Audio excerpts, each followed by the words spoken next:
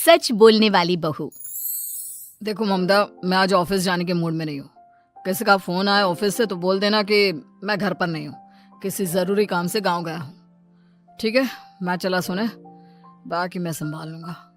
ममता बेचारी, जैसा नाम वैसा ही नेचर। ना कभी झूठ बोला, ना फरेब, ना किसी से चालाकी की, ना किसी की पंचायत। सुन लेती है पति की बात और फिर कुछ देर बाद फोन आता है। हेलो, कौन? मैं सुनील का बॉस बोल रहा हूँ। दफ्तर में इतना काम पड़ा है, अभी तक ऑफिस नहीं आया। वो क्या कर रहा है? फोन दीजिए उसे। जी वो तो सो रहे हैं। कह रहे हैं कि आज गर्मी बहुत है तो घर के मजे लेंगे। बॉस को बीवी की बात पर गुस्सा आ जाता है। तो उसे बोल दीजिएगा कि अब घर में गर्मी के ही मजे ले, कोई जरूरत नहीं है यहाँ आने की। ये बोलकर बॉस फोन रख देता है। ममता सारी बात सुनील को बता देती है। न जाने किस बेवकूफ से पाला पड़ा है, समझ नहीं आता। तुम्हारे कारण मेरी नौकरी चली गई। अरे झूठ बोलने में क्या जा रहा था तुम्हारा? ममता को समझ में नहीं आ रहा था कि उसकी खता क्या थी। अरे जो है वही तो बोला। फिर एक रोज, बहू, अरे ओ बहू, कहाँ है तेरा पति? इस महीने घर के खर्चे के पैसे भी नहीं भेजे। क्यों, माँ बाप की फिक्र खत्म हो गई है क्या उसे? पाए लागू माँ जी, वो ये बोल रहे थे कि माँ को क्या है, घर का राशन, खेत का पैसा, मवेशी का दूध, फिर भी न जाने क्यों मेरे सर पर भार देकर बैठी है। तभी सुनील ममता के मुंह पर हाथ रख देता है। क्यों रे कलमुँह है, हटा बहू के मुंह से हाथ। अरे क्या क्या बोलता है तू?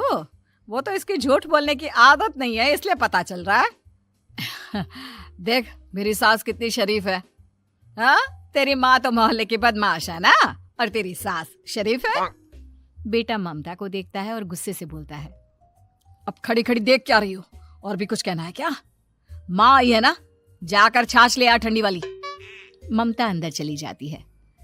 माँ, इसके सच बोलने की आदत के कारण मेरी नौकरी जाते जाते रह गई। वो तो मैंने अगले दिन जाकर पैर पकड़ लिए मालिक के। नहीं तो सब जानता है बहू की आदत नहीं है झूठ बोलने की, तो तू शांत क्यों नहीं रहता? क्यों उसे झूठ बोलने को बोलता है?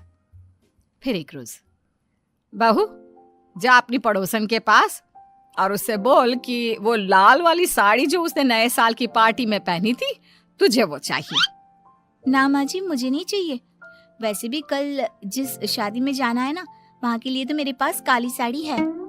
सास सर पर हाथ रखकर, अरे बुद्धू, मुझे चाहिए साड़ी। वैसे भी तुम लोगों में तो साड़ी का लेन देन चलता है ना, तेरी भी तो उसने पहनी थी ना। हाँ माँ जी, वो क्या है ना, हम दोनों के कपड़े एक दूसरे को आ जाते हैं।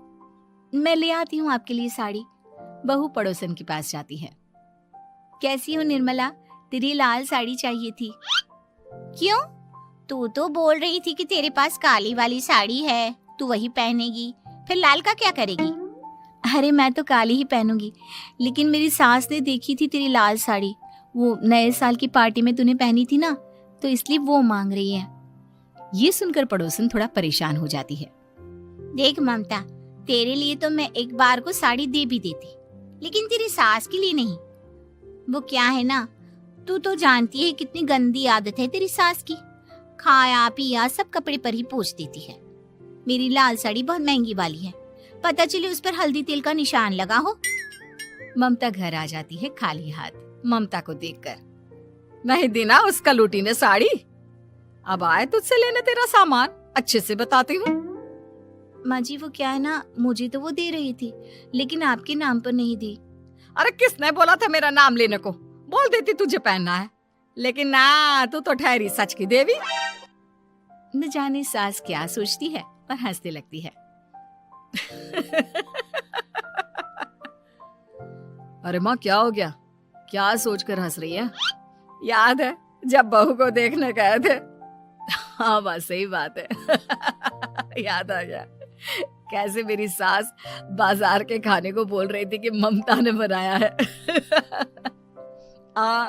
और बहू ने आकर सब बता दिया कि ये सारा खाना तो बाजार से आया है, वो भी कल्लू हलवाई की दुकान से।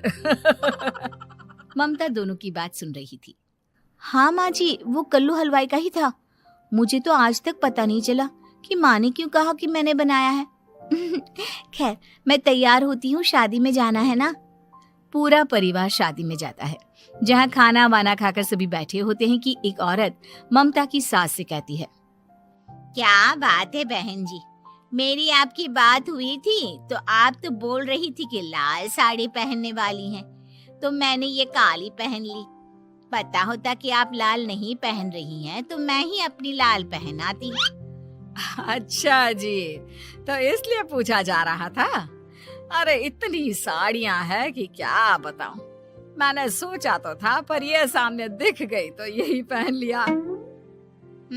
अच्छा, मेरी तो तैयारी काफी दिन से चल रही थी, फिर भी आज ऐसा लग रहा है कि ठीक से तैयार नहीं हुई मैं। तभी आ जाती है हमारी सच्ची बहू, ममता बहू। आंटी जी, वो क्या है ना, पड़ोसन की लाल साड़ी माँ जी को पहननी थी, लेकिन आप तो जानती है माँ जी की आदत, सारा खाया पिया कपड़ों पर ही पोंछ देती है, तो उसने साड़ी देने से ना ऐन वक्त पर मना कर दिया, तो अब इन्होंने ना मेरी साड़ी पहनी है। औरत ममता की सास को घूरती है, अरे मांग कर ही साड़ी पहननी थी क्या? हम जैसे तो खुद की ही साड़ी पहनते हैं, चलो चलते हैं। सास का गुस्सा अब ममता पर फूट पड़ता है। अरे क्या जरूरत थी ये बात सबसे कहने की? अरे घर की इज्जत का कोई ख्याल है कि नहीं तुझे? हाँ, मैंने क्या बोल दिया माँ जी? मुझे क्यों डांट रही है? मेरी गलती क्या है? ममता को रोता देख सुनील आ जाता है। अरे माँ, क्या हो गया? पता है ना शादी का माहौल है। सास सारी बात बेटे को बता देती है। देख रहा है तेरी बहू का हाल। अरे इस लड़की को तो ये भी नहीं पता कि कब कहाँ क्या कैसे बोलना है। अरे लेकर जा इसे यहाँ से। सभी घर आ जाते हैं। सास का मुंह तो फूला ही रहता है कि एक दिन, चलो बेटा, बहुत दिन तुम लोगों के साथ रह ली, अब चलो। वैसे भी ऐसी बहू के साथ समय कैसे कटे, जो ना झूठ बोलती है ना लोगों की चुगली करती है। अरे गांव में ही ठीक हूँ मैं, कम से कम 4 घर की खबर तो मिलती रहती है, वो भी मसाला डालकर। कैसी बात कर रही है माँ? अभी तो आई है, रह जाना, कितना अच्छा लगता है तेरे रहने से घर। तभी ममता आ जाती है। अच्छा लगता है, लेकिन आप तो बोल रहे थे कि न जाने कब तक रुकेगी, जाने का नाम ही नहीं ले रही। जाए तो कम से कम घर में थोड़ा सा फ्री सा तो फील करूं, यही बोल रहे थे कल माँ जी आपके लिए। सास बेटे को देखती है, लेकिन क्या कहती बेचारी, जब अपना ही सिक्का खोटा हो। चली जाती है चुपचाप गांव। फिर एक रोज घर की घंटी बजती है। सामने खड़ा होता है सुनील का बॉस। सुनील है क्या घर में? वो क्या ना, मैं यहाँ से गुजर रहा था तो सोचा थोड़ा ऑफिस का काम डिस्कस कर लूं। ममता कुछ कहती कि तभी वहां सुनील आ जाता है। अरे बॉस, आप आइए आइए। क्या बात है, घर तो बहुत सुंदर है। वैसे भाभी जी, आपकी खूब बातें सुनी है कि आप कभी झूठ नहीं बोलती। ये तो पता नहीं, लेकिन हमेशा सर कुछ न कुछ ऐसा बोल देती हूँ जिससे परेशानी हो जाती है। मैं ऐसा नहीं चाहती, लेकिन क्या करूँ। खैर, बॉस कुछ देर रुकता है, काम की बात होती है। ममता के साथ सब चाय पीते हैं और जैसे ही बॉस जाने को मुड़ता है कि क्या जी, कितने नेक इंसान है, फालतू ही आप खड़ूस और निकम्मा बोलते हैं इन बॉस को।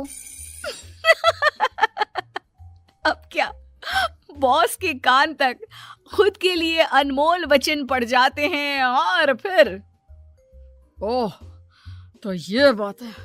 और क्या कहता है ये? अरे बॉस, आप भी किसकी बात पर विश्वास कर रहे हैं?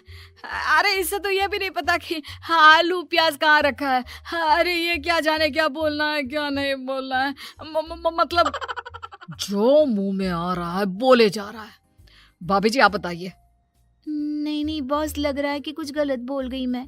वैसे ये सिर्फ इतना ही बोलते हैं कि आप में कोई टैलेंट है ही नहीं, आपकी नौकरी इन्हीं के कारण तो बची हुई है। अरे बस कर ले अम्मा, अब क्या करवा कर मानेगी, बड़ी मुश्किल से तो नौकरी बची थी मेरी। सही कहा, बची थी, लेकिन अब निकल गई। तेरे टैलेंट के भरोसे चल रही है ना मेरी नौकरी, अब देख तू। अच्छा, तो आप भी यही मानते हैं? वैसे ये बात तो है, सुनील काफी टैलेंटेड है। बॉस चला जाता है। सुनील सर पकड़कर बैठ जाता है। माना सच बोलना एक अच्छी आदत है, लेकिन ममता, आज का समय ऐसा नहीं है। तुझे थोड़ा सा समाज को देखकर खुद को बदलना होगा, समझी? जी मुझे तो पता ही नहीं चलता कि मैं क्या गलत कर रही हूँ। यकीन मानिए मैं जानबूझकर नहीं करती। सुनील सोच लेता है कि वो किसी न किसी तरह अपनी बीवी के इस भोलेपन का इलाज करके रहेगा, लेकिन सवाल ये कि कैसे का जवाब अब मिल जाता है। और फिर एक रोज ममता की माँ आती है। ममता, तुझे तो पता है तेरे पापा का काम ठीक नहीं चल रहा है, कुछ पैसों की जरूरत थी, तेरे पास हो तो मदद कर दे बेटा। ममता माँ को घर खर्चे से बचाए पैसे दे देती है। पैसे देने के बाद सुनील आ जाता है। अरे सासू माँ, आज यहाँ कैसे आना हुआ? नहीं बेटा, वो ममता की याद आ रही थी ना तो आ गई। वो क्या है ना, पता है पापा का काम ठीक नहीं चल रहा है, तो माँ कुछ पैसे लेने आई थी। क्यों? यहाँ क्या पैसे का पेड़ उगा है? अरे कौन सी माँ अपनी बेटी के ससुराल का खाती है? कोई जरूरत नहीं है पैसे देने की। वापस कर दो माँ जी पैसे और निकलो यहाँ से। आगे से यहाँ पैसे लेने नहीं आना। सुनील ये बोलकर निकल जाता है। उसके जाने के बाद, बेटा ममता, तूने मेरी बेइज्जती कराने के लिए यहाँ बुलाया था क्या? अरे छोटा सा झूठ बोल देती तो तेरी माँ की इज्जत बच जाती, लेकिन चलती हूँ मैं। सास बाहर जाकर बाहर खड़े सुनील से कहती है, तेरे कहने पर बेटा हमने ये नाटक तो खेल लिया, लेकिन उसका क्या असर होता है ये नहीं पता। थोड़ी देर बाद सुनील घर आता है। देखिए, मुझे मेरी गलती का एहसास हो गया है। मैं समझ गई हूँ कि सच कितना सच होता है और उसकी कीमत आज के समय में बहुत बड़ी है। माफ करना, मैं आज से सच कभी नहीं बोलूंगी। क्या? कभी नहीं? फिर क्या, दोनों मियाँ बीवी खुश रहने लगते हैं, क्योंकि बीवी को थोड़ी सी झूठ की आदत हो जाती है।